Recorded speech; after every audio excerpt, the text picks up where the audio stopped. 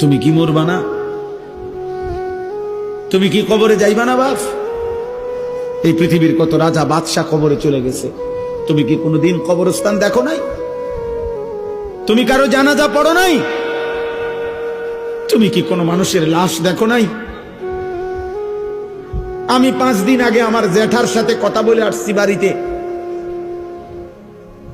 খোঁজ খবর নিছি। 5 দিন পরে আমার জ্যাঠা মারা গেছে।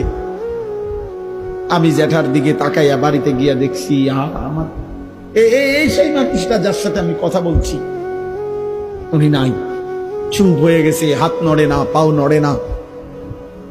আমি জানাজা পড়াইছি আমার জ্যাঠার,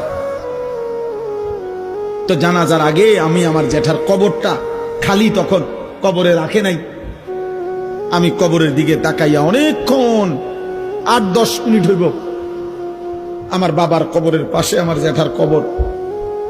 আমার আব্বা আগে ইন্তেকাল করছে। আমার জ্যাঠার কবরের দিকে তাকাইয়া অনেকক্ষণ খালি কবরের দিকে তাকাইয়া ছিলাম। তাকাইয়া আমার মনে হইল কবর যেন আমারে ডাক দিয়ে বলছে, আনিস,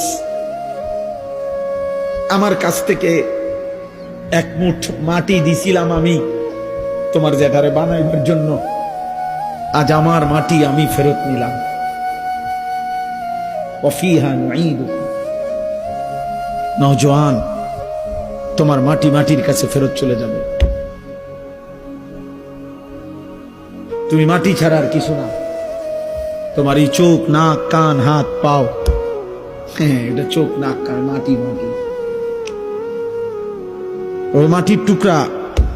ওয়ালাকাদ খালাকনাল ইনসানা মিন সুলালাতিন মিন তিন।